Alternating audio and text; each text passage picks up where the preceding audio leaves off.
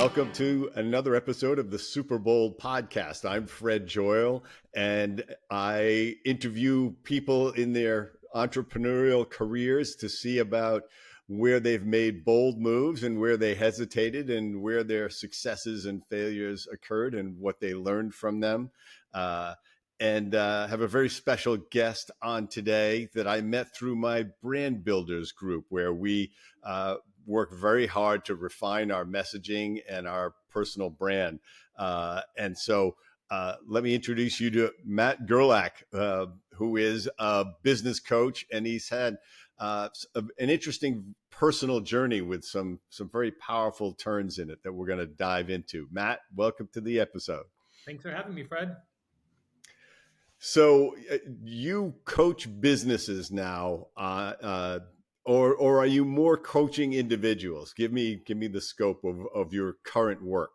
Yeah, no, it would be more entrepreneurs that are in the beginning to middle stages of their entrepreneurial journey, and really helping them learn what I learned and how to set boundaries, how to find alignment, say no to the wrong customers, and ask for what they need to based off of the service they're providing. No one's going to really give you a lot of money until you learn that you're worth it. That's such valuable stuff, because I find entrepreneurs very often have a business idea. They have a product, they have a service that they're somehow good at creating, or pretty good at creating, but they don't know how to sell it or market it or manage a team. There's like all of these blind spots. I had them when I started my business. My partner and I, we learned them all the hard way. So it's great to have an entrepreneurial coach. Now, where did you acquire the coaching skills for this? It's through the hard knocks of life, actually. I've been working with coaches for the past 7 years. I've had several different coaches, and I've been in therapy for almost my entire adult life. And I read like a book a week, listen to tons of podcasts, and it's a lot from life experience. So you're out there absorbing so that you can pass that information on.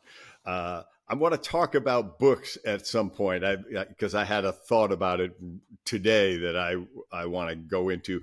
But you had a crisis point in your life, and I want to get to that. And that happened in 2017, was it?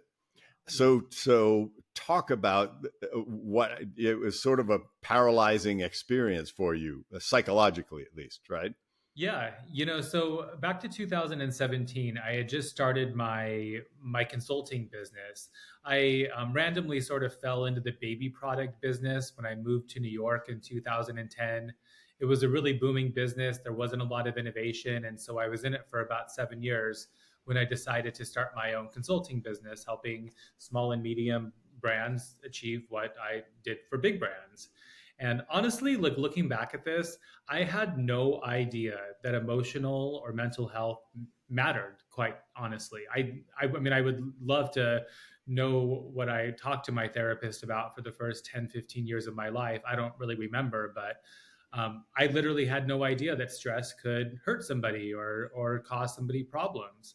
So I started this entrepreneurial journey. I had just been laid off of a job, and it wasn't that big of a deal because I'd made money and I'd always been a good saver, but it still is traumatizing a little bit to lose your job. And I started this consulting business. I had a friend like point me in a direction and say, like, Matt, I have no time at all, but I'm glad to give you a half hour taking my kids to school or something and teach you what I know. And the stress of the job, the lack of boundaries, I had no ability to set boundaries at all, advocate for my needs. I was driven by scarcity, and it was killing me. And so 2017, my partner and I moved from New York to Los Angeles. The very first night, we landed, we were unpacking our things, and about 3 hours into it, I thought I was having a heart attack. My blood pressure was 190 over 110. Ended up at the hospital. They thought I might be having a heart attack too, and they checked me in to the cardiac tower. And I spent my first night living in LA in Cedar Sinai overnight for a heart attack. Welcome to LA. Welcome to no, I mean it is funny. I mean it's and I thought that what I was going through, I didn't think a person could feel this horrible from just emotional and mental health. Um, So, yeah, talk about what it actually felt like, because I'm, that's a high number for blood pressure, obviously. And what does that actually feel like? What were you physically experiencing? we were unpacking and I started to feel dizzy, but like the thing was like I was feeling dizzy and I had chest pain, but like I would I don't know. I'm not completely certain exactly what was going on, but I think that I was feeling so bad that I was chasing down this physical health path, convinced that something was wrong with my physical health.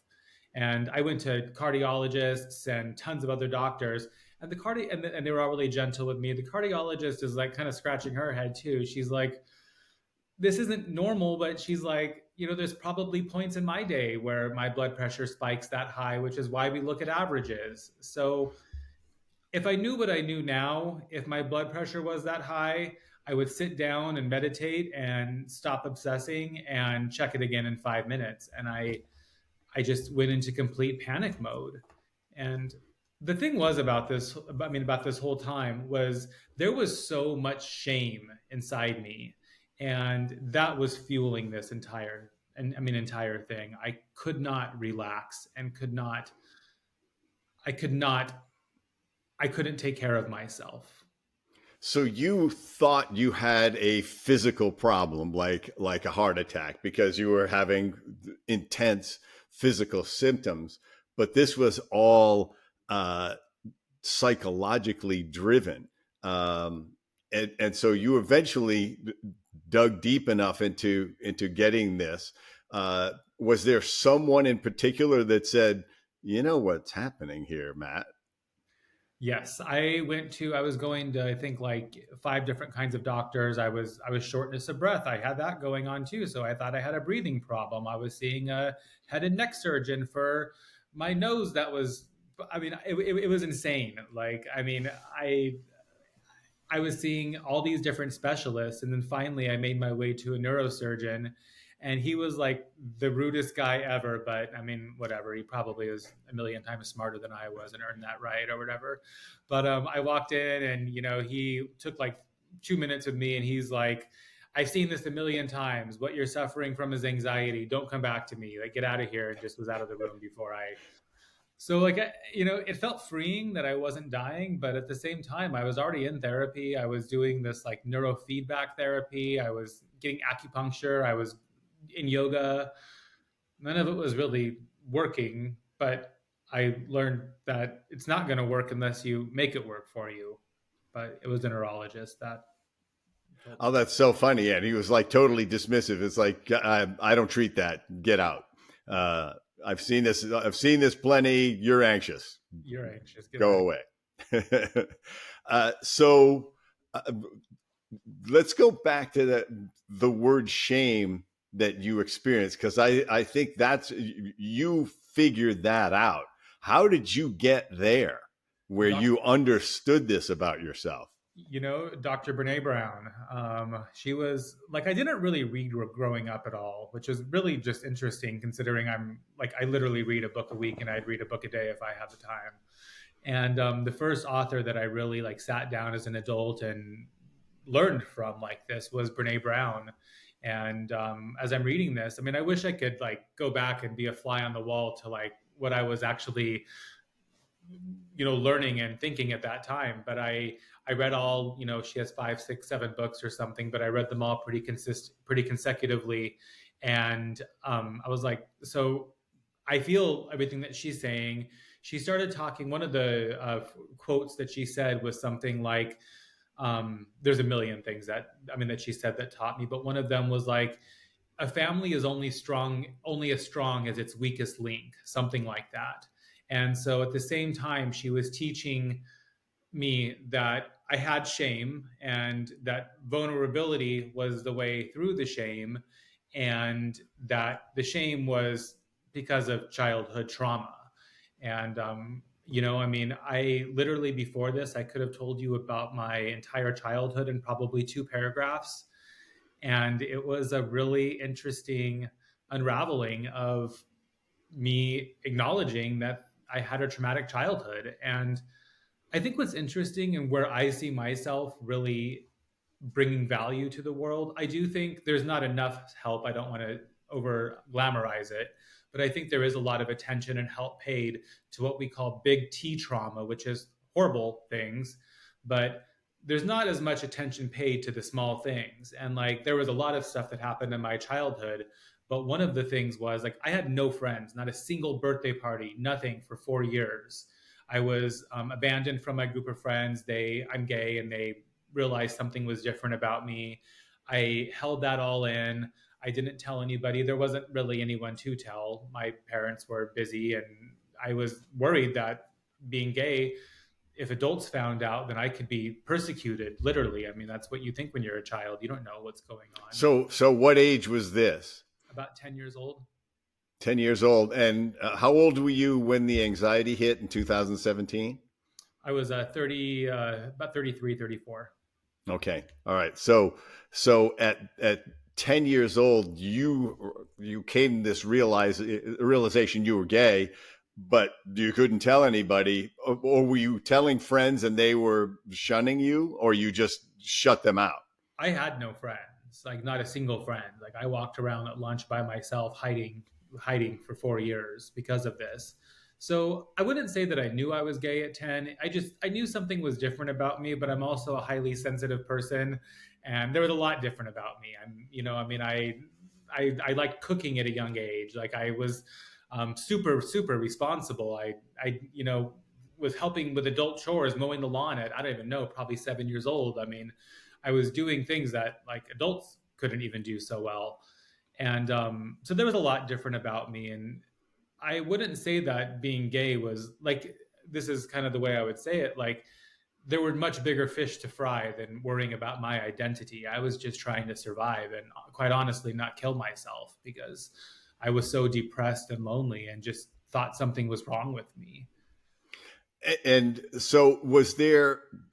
You said your parents were too busy, but was there any? Was there specific trauma that didn't have to be huge trauma? And I'm a big believer that we're all carrying some level of emotional trauma in our lives, and our ability to process it varies widely depending on who we are and what any support that we had or didn't have, or even just the simplest things that somebody may have said to us that was negatively impactful at that highly vulnerable time, or incredibly supportive at that highly vulnerable time, that changes the trajectory and intensity of that trauma.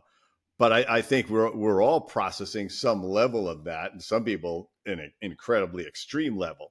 Um, but were there things that you identified later in therapy that were the root causes? Yeah, and I love that you said that. I'm a little like always skeptical to say something like that, although I believe what you say. I mean, thank you for saying it. I do think that we are all carrying some sort of trauma or limiting belief. There was somebody, I mean, something as small as like you're a child and like somebody tells you to put your food back because you've had enough. I mean, while that's not like debilitating, perhaps, it kind of is because you're carrying something like that perhaps with you your whole life. For me, growing up, um, you know, and I think that's been really one of the hardest things. And I think there are millions, if not hundreds of millions of people out there similar to where I am at. Like I grew up in a house with love. There was food on the table. There was definitely heat on, clean clothes. My mom was a great. She took care of the house perfectly. Christmas gifts and all of that. But like I had needs. We had a lot of financial difficulty growing up, a lot of saving for tomorrow, which I understand is generational trauma. That's how my parents grew up as well.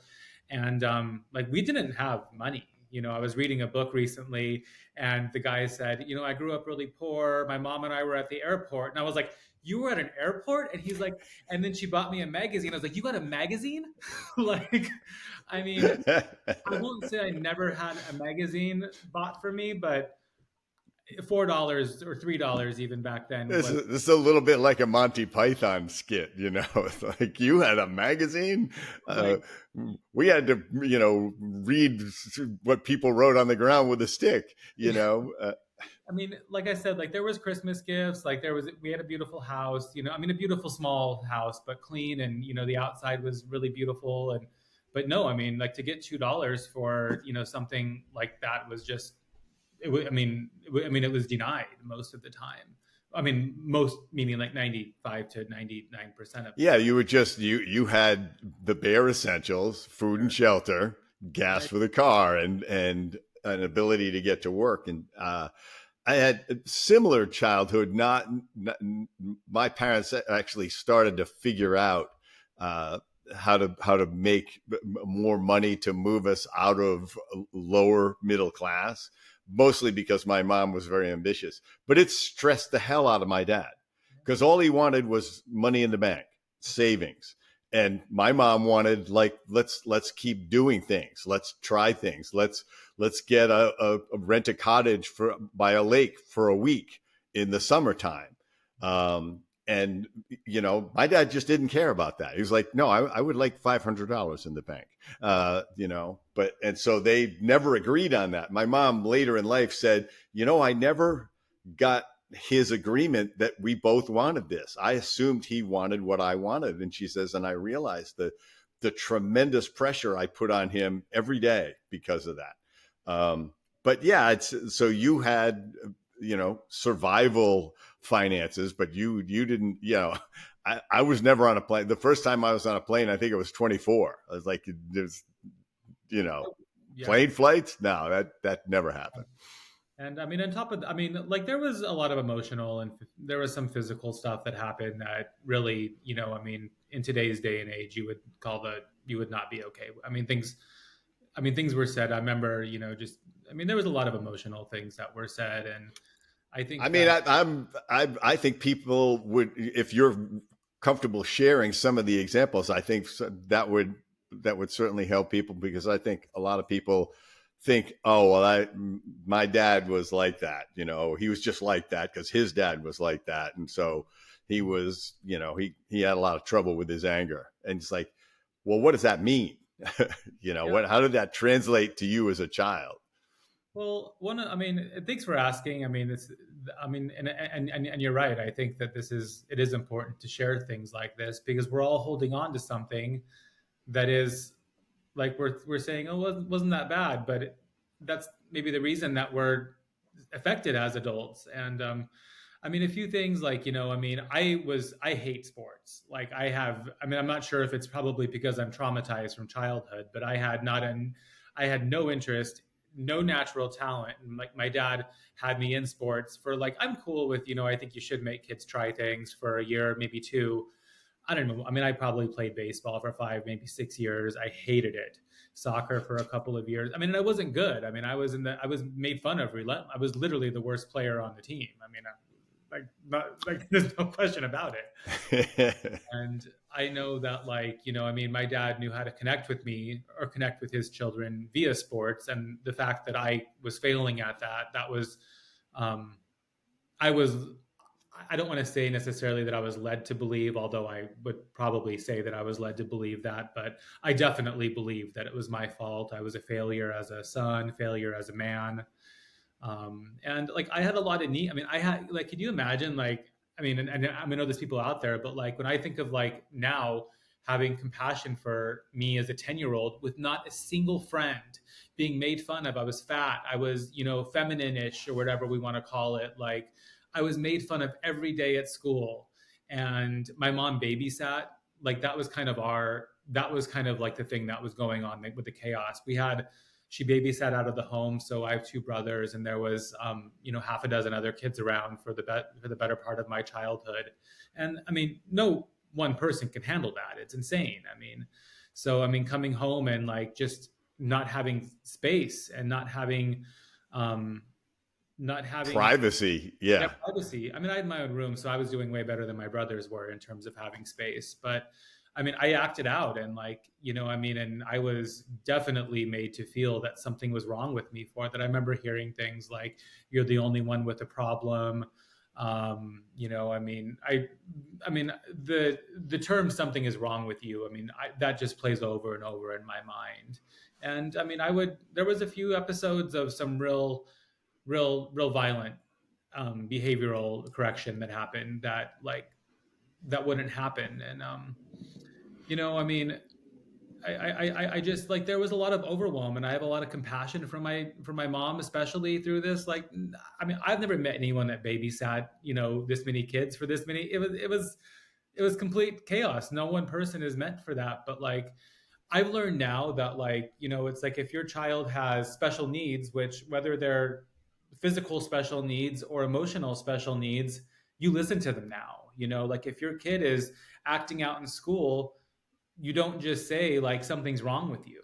And that was the way that I was handled. And and then I like it's just mind-boggling for me to have this level of clarity now, because I never would have been able to regurgitate any of these thoughts 7 years ago.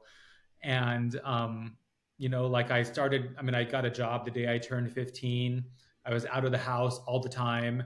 And again, I always thought something was wrong with me. That was, I think, like where I remember viscerally having shame, where I was like, missing out on Easter dinner or something because I was working at the stupid ice cream store to make $5.75 an hour.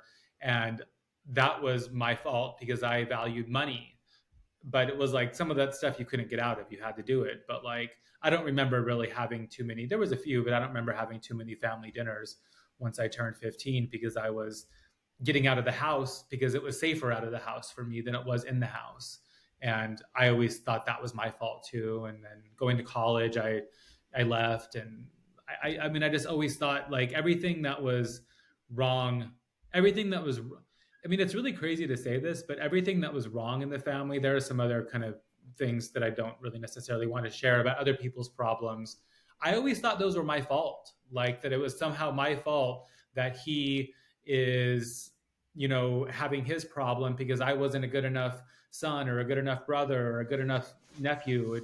I just thought it was always my fault because it always was my fault. But like you think about that. I have a dog, and I think about this. Like if I were to pick him up and throw him against the wall or even kick him, something not quite as bad, that dog would be traumatized for life because of that. Why would you expect a human to be any different? Yeah. Well, I mean, at 10 years old, there's only one way to process there's something wrong with you, which is to believe it. Yeah. Yeah. That you don't have, you're not mature enough to say, well, this person really has an issue, that they're telling me this. That's this. Why that? Don't lay your crap on me. But that's not what a 10-year-old thinks. So you get this lack of worthiness as a very powerful message, and that you are to blame. I mean, how many kids, when their parents get divorced, they're convinced it's their fault, that they did something wrong, and they take that on. I mean, that's because you're not mature enough to process it like an adult. So how could you process it as an adult? You process it like a child, where this figure, which is a parent, who is your source of life and support and everything, is telling you this very clear message. uh, it, it's a lot to bear, and obviously it reverberated through your life. Think about it as an adult, though, too. I mean, how many people, how many hundreds of millions of people are out there at a job or like even in a relationship that are told that they're only worth what like they believe their husband because he's telling you that you're not worth it. They believe like 50-year-old people that have a narcissistic parent that is still awake, that is still alive, that's feeding them BS about things that aren't true. When you're in a relationship and love somebody, you believe, you don't know that they're not, you don't know they're wrong until you somehow, by the grace of God, learn that they're wrong. And for me, it's been through reading, through being vulnerable. But you do not Yeah. know. You trust people that you love because And that's that's, I think I think you're right. It can still happen in your adult life. I know this very successful businessman who never stopped getting the message from his dad that he wasn't good and he wasn't really successful. Now, he was a multimillionaire at this point, and his dad was still giving him, yeah, but you know, you made it this way or that way. It's not that big a deal. His dad couldn't resist minimizing any accomplishment he had, and it made him strive more and more to succeed for the success of it rather than for the satisfaction, the fulfillment of achievement. It was all to just finally get his dad to say, good for you, which he wasn't going to say. Because his dad doesn't, you know, there's plenty of parents out there that don't want their kids to exceed them in any way because that makes them feel small. So, you know, there's a lot of imperfect, everybody's imperfect and every parent is imperfect. And all you can do is try to heal that, learn from that, get perspective on it, forgive them if possible. And so I'm going to zero in on a bold move because I think of it that way. Um, Even in this day and age, to come out as gay is a very bold thing to do. Because my college roommate won't mind talking about this, but he figured out he was gay in college, um, and he never told his mother. She lived 40 more years without him ever letting her know, without him saying out loud, Mom, I'm gay. No, he was living with a guy. It was like his roommate. Now, his mom's not stupid, but he just couldn't, the Catholic guilt and all of that stuff wouldn't allow him to just say it out loud to his own mother. So at 20, you decided to just be open about it. yeah. I mean, I mean, and thank you for sharing that. I just can't believe how many similarities there are in that story, probably to the majority of gay people stories. But I mean, I didn't, like my grandparents were. I had a relationship with my grandparents that was, in my belief, very unique. I was very, very, very close with them. And I remember I didn't tell any of them that I was gay and they were alive. I mean, my partner and I were together, part of it. They obviously kind of knew. And my grandpa, I remember sitting in his room with him. I think it was the last Christmas before he died. He's telling me all of his vulnerable stuff. We're drinking like shots of whiskey or something. And I was like, I still couldn't bring myself to tell him that I was gay. And my grandmother and I were very close, his wife, and she had died before I was really ready to talk about it. And I remember just thinking like how much I wanted to tell him. And it was, and I didn't tell him. My grandmother died like 5 years ago. My other grandmother died 5 years ago. I never told her, but she knew. She had come over to our house once and stuff. And I told friends around 20 years old, and then I probably told my mom somewhere around 21 or 22. I don't really I mean, I remember telling her, but I'm trying to, like, I'm writing a book right now. I'm writing a memoir, and I'm trying to like eloquently find a way to express this. But I don't remember a lot of this stuff, and like I have compassion for myself for not remembering it because I blocked so much of this out, and it was so painful and not worthy of remembering. But like, but I never told my dad, I mean, to this day.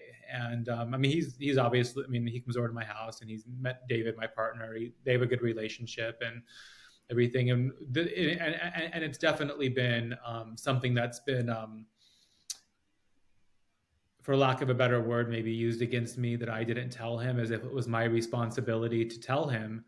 And I believed that for, I'm 40 years old. So I believed that for the first, 12 or 15 years or so. And over the past few years, I am like, to anybody who's out there, like, you don't owe people an explanation of your identity who you don't feel safe around. And I'm very lucky that I never experienced any sort of admonishment for it from my parents, or my family. But I would say that I did not feel safe. I mean, there were things that, with my mom, I felt safe, more or less. And then with my dad, I mean, and he's totally fine with it, but it's just like, there's been a million things that were a lot less vulnerable than this that have become a way bigger unnecessary issue than this, that I was like, I'm like finally like living a little bit of my life right now. And the last thing I want, and even if it is out of a place of kindness, like his concern, I don't want the concern. I mean, you think I haven't stayed up 800 nights worrying, I mean, 8,000 nights worrying about the concern? Like, I mean, I need embracement. And like, I think about this, like, I think real compassion for people is like, if you have, like, I wish this for, I'm going to kind of take the focus off of me, but I really, my dream would be for everybody who has a child that's gay, a friend that's gay, buy a book, read a book on what it's like to support that person. I'm my life would be a lot different if if my family really understood what it's like for a gay person. And I don't. No, I don't think people can put themselves in that situation.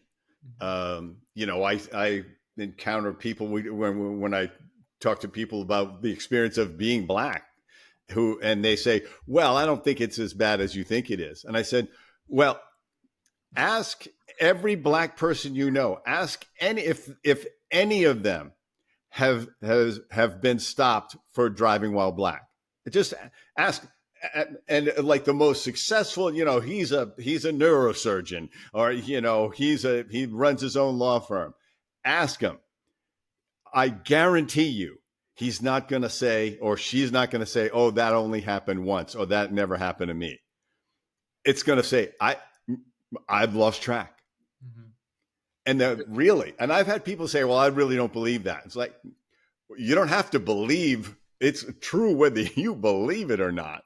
Mhm. But it's that, like, to where are you going to get this empathy? Because as the parent, um, from somebody else, like, and I think what you said is so important, is that you don't owe any explanation to someone about your lifestyle and your choices that you don't feel safe with. Mhm. That's huge. That's so empowering.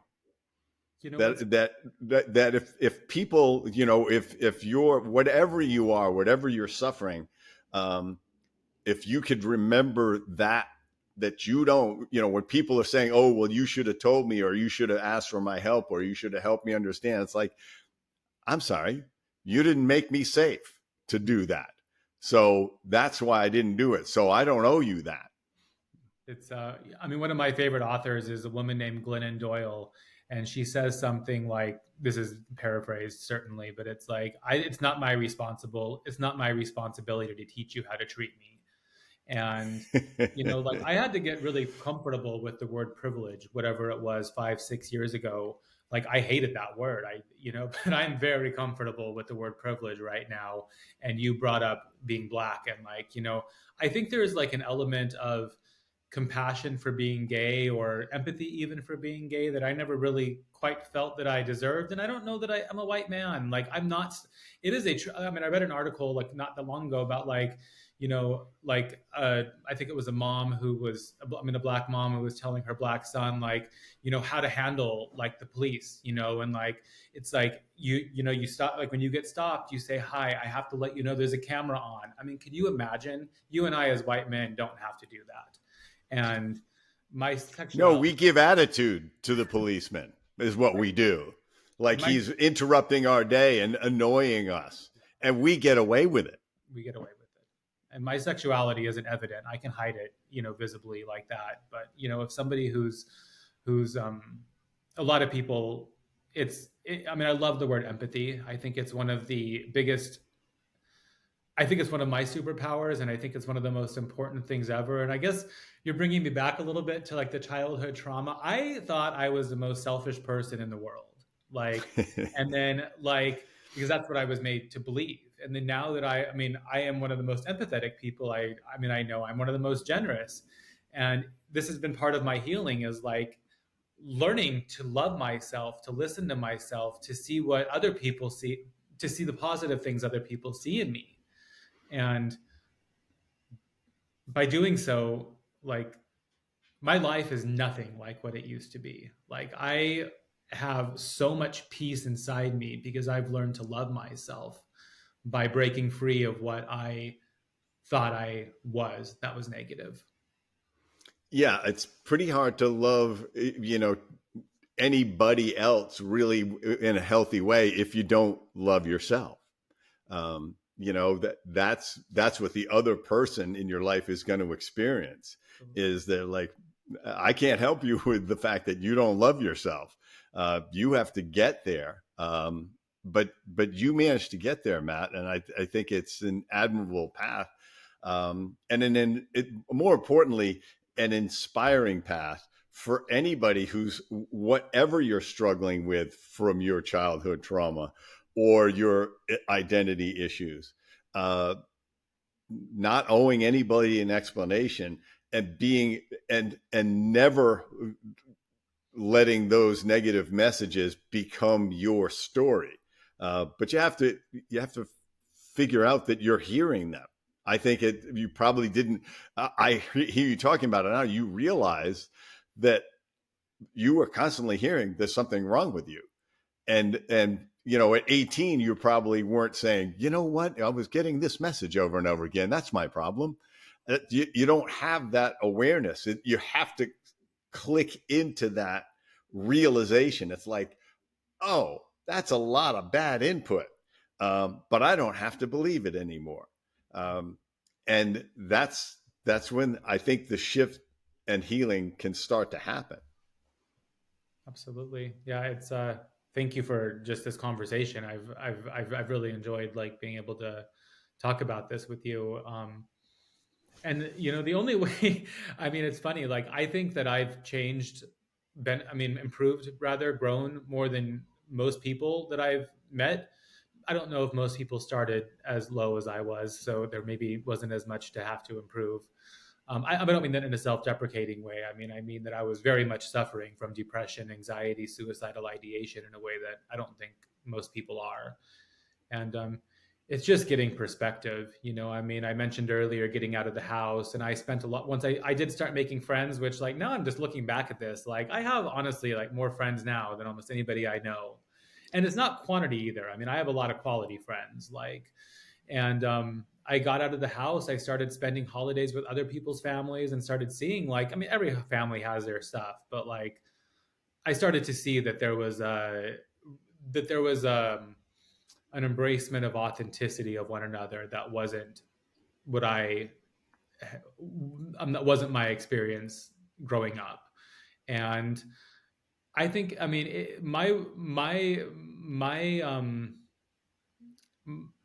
my conclusion of all of this, I mean, it's generational trauma. I know that like in my family everyone did the best they could with what they had. I do think that I struggle with that a little bit because I think there's a lot of wisdom out there. I mean, I wouldn't be where I'm at today if I didn't take the time to read books are free from the library, podcasts are free, movies are generally free. I mean, a lot of this stuff is free.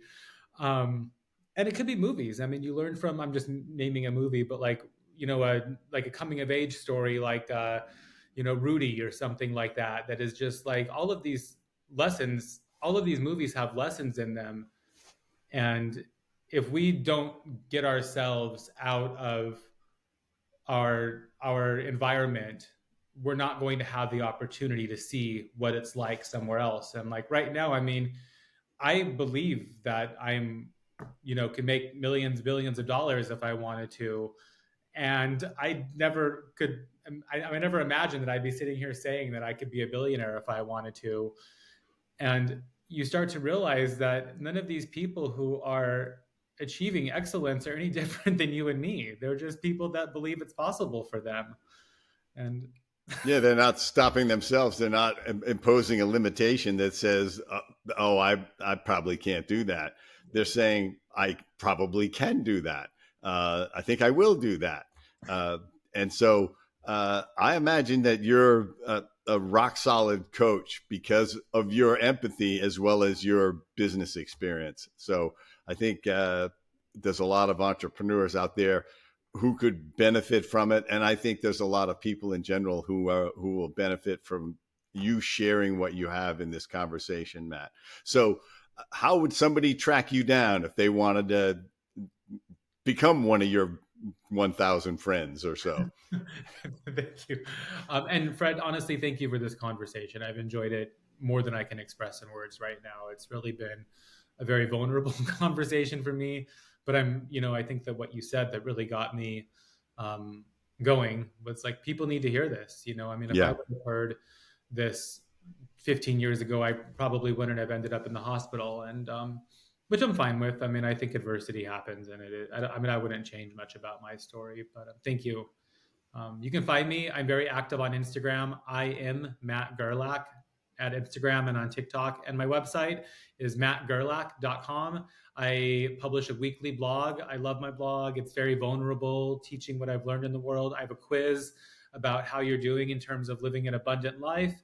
And there's a link to schedule a free 30-minute call with me. No expectations. I'd love to just connect with anybody who's interested in chatting with me. And so, your website is mattgerlach.com. that's MAT. GERLACH for Yep. people who are just listening. MattGerlach.com. It'll be in the show notes as well, but check it out, everyone. And Matt, I feel lucky to have had this conversation with you. So I'm glad it happened, and I appreciate the time you took to and the openness and vulnerability that you shared. So thank you so much. Thank you.